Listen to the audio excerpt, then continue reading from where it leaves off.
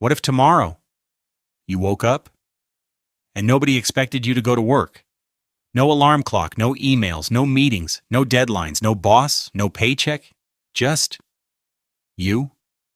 Would your life actually be easier? At first, most people would probably say yes. No work? Sounds like a dream. But here's the strange part. For almost 300,000 years, that wasn't a dream. It was simply normal life. For almost all of human history, nobody had a job. Nobody had a career. Nobody worked a 9 to 5. Nobody woke up thinking, I really don't want to go to work today. Instead, every morning began with a completely different question. What needs to be done today? That one question shaped almost every decision our ancestors made. Some mornings, the answer was finding food. Other mornings, it was repairing a broken spear, collecting firewood, making clothes, teaching children, or simply resting because yesterday's hunt had already provided enough food. Life wasn't organized around a schedule. It was organized around whatever mattered most that day. That's a very different way of living. Most of us imagine prehistoric humans constantly running around chasing mammoths. Hollywood certainly likes that idea. But if ancient humans spent every single day hunting giant animals, most of them probably wouldn't have lived very long. The reality was far more surprising. Our ancestors weren't working all the time. But they weren't doing nothing either. In fact, they spent their days doing something we've almost forgotten how to do, living without separating work from life. There was no clear line between earning a living and simply living, so let's travel back roughly 20,000 years. You're not a king. You're not the greatest hunter in the tribe. You're just an ordinary person. The sun is beginning to rise. The air is cold. Your eyes slowly open. What happens next might surprise you. The first thing you notice is you're hungry, really hungry. Unlike modern life, nobody stocked a refrigerator yesterday. There isn't a cupboard full of cereal. There isn't a coffee machine waiting for you. Nature is your supermarket. The only problem? Sometimes the shelves are empty. This is where most people imagine prehistoric life completely wrong. Movies make it look like humans woke up every morning thinking, let's go kill a mammoth. That would have been a terrible survival strategy. Imagine spending 6 hours chasing one giant animal, only for it to disappear over the next hill. Congratulations, you've just burned thousands of calories and earned absolutely nothing. Instead, ancient humans were opportunists. They didn't look for one meal. They looked for dozens of possibilities. If berries were ripe, they picked berries. If nuts had fallen from the trees, they gathered nuts. If fish were swimming nearby, they caught fish. If they found bird eggs, breakfast was suddenly much easier. If none of those worked, then maybe it was time to hunt. In other words, hunting wasn't plan A, it was usually plan D. And even then, people preferred smaller animals whenever possible. A rabbit was much easier to catch than an angry bison. It also had a much lower chance of kicking you into next week. Sometimes a hunting trip lasted hours. Sometimes the hunters came back empty-handed. And that wasn't unusual. Failure was simply part of life. That's one reason ancient humans almost never wasted food. Every successful meal represented hours of walking, watching, waiting, and hoping. But here's something surprising. Anthropologists studying modern hunter-gatherer societies noticed something interesting. In many groups, gathering plants actually provided most of the daily calories, not hunting. That doesn't mean hunters weren't important. A successful hunt could feed an entire camp, but gathering was dependable. Berries usually don't charge at you. Neither do nuts. As the morning continued, different people naturally drifted toward different jobs. Some searched for edible plants. Others checked fishing traps. Experienced hunters looked for fresh animal tracks. Older members of the group stayed behind to watch young children. Nobody assigned these roles. Nobody made a schedule. Everyone simply did what they were good at. Because survival wasn't about being the strongest, it was about working together. A skilled tracker could notice a broken twig that everyone else walked past. Another person knew exactly which mushrooms would keep you alive, and which ones would end your day very quickly. Someone else could hear birds becoming silent. A clue that a predator might be nearby. Knowledge was just as valuable as strength, maybe even more valuable. By midday, if everything had gone well, the camp had food. Everyone relaxed a little. But the day was far from over, because finding food was only the beginning. Keeping life together was another job entirely. Now imagine you've eaten. Modern, you would probably lie on the couch, maybe watch TV, scroll through your phone, take a nap. Ancient humans didn't have that luxury, not because someone told them to work, because something always needed attention. Look down at your spear. The tip is chipped. Yesterday's hunt hit a rock instead of a deer. If you ignore it, tomorrow's hunt becomes much harder. So you sit down, pick up another stone, and begin carefully shaping a new point. Every strike matters. One mistake, and the entire piece snaps in half. Hours of work, gone.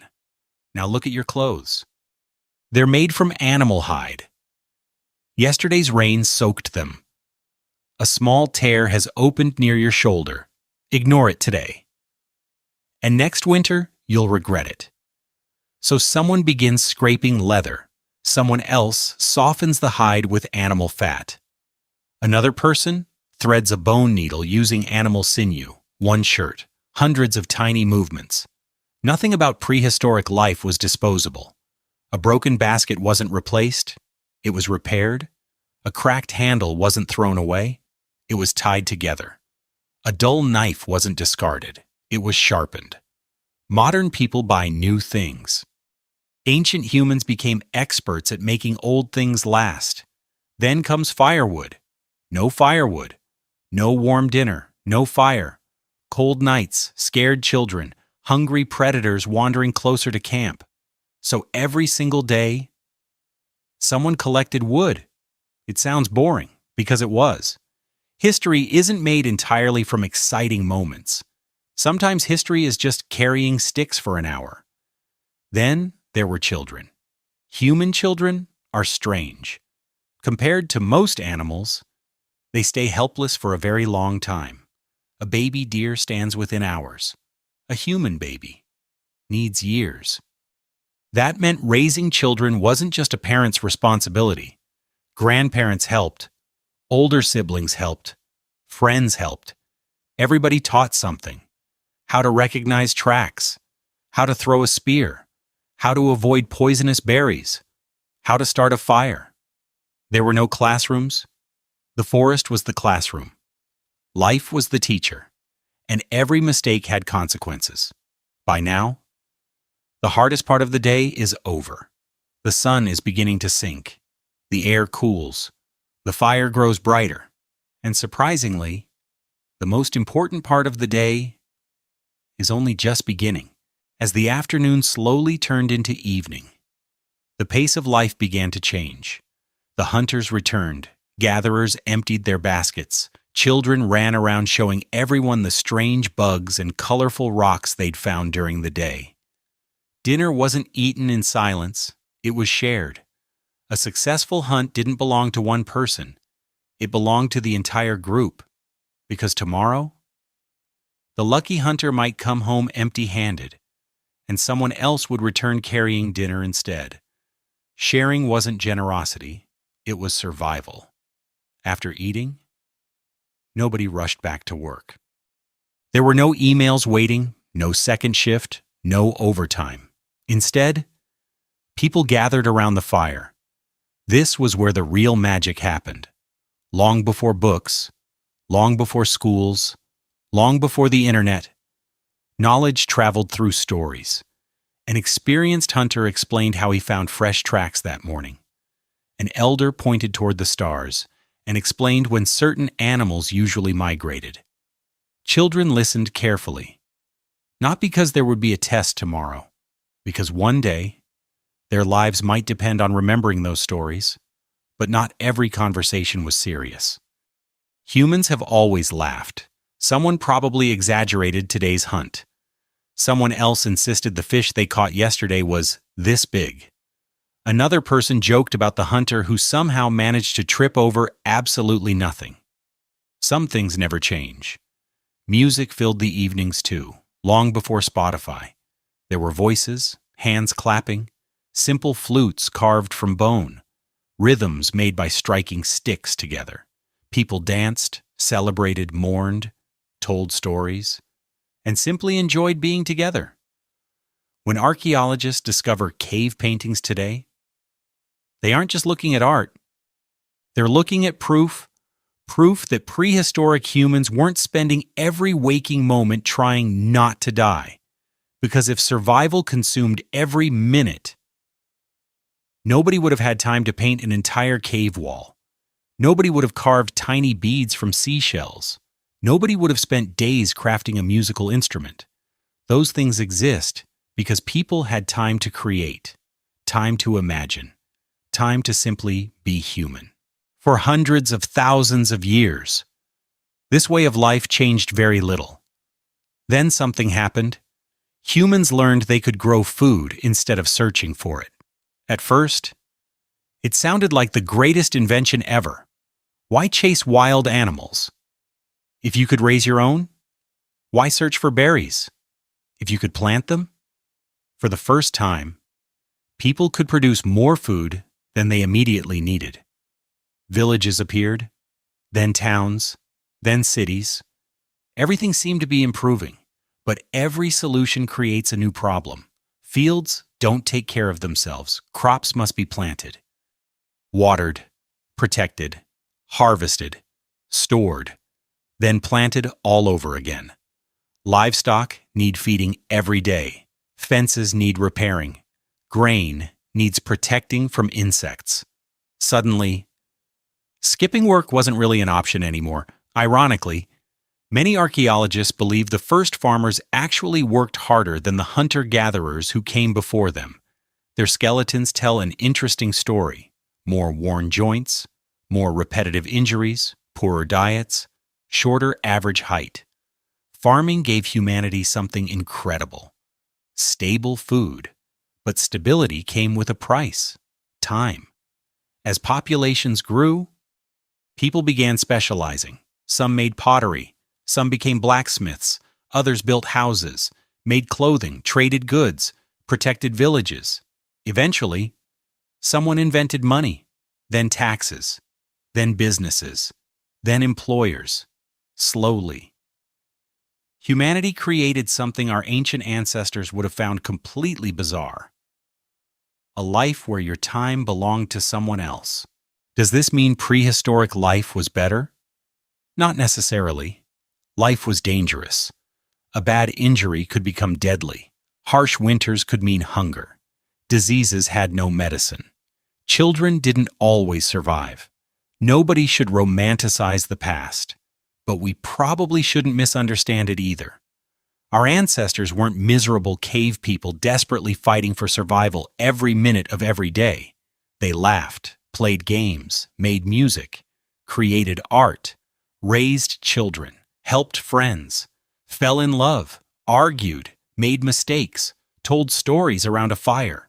In many ways, they were doing exactly what humans still enjoy doing today. The biggest difference wasn't what they did, it was why they did it. They didn't separate life from work. Fixing a spear wasn't a job, it was part of living. Teaching a child wasn't work, it was part of being a parent. Gathering food wasn't a career, it was simply today's adventure. Maybe that's why modern life sometimes feels so strange. We spend years working, so one day we can finally relax. Our ancestors often relaxed, because today's work was already finished. They didn't wake up trying to climb a career ladder. They woke up trying to live another meaningful day. And perhaps that's the biggest difference of all. So the next time you wake up to another alarm, another meeting, or another Monday morning, remember this. For almost all of human history, humans didn't ask, "What time do I start work?" They asked, "What does today need from me?" Maybe that's a much more human question.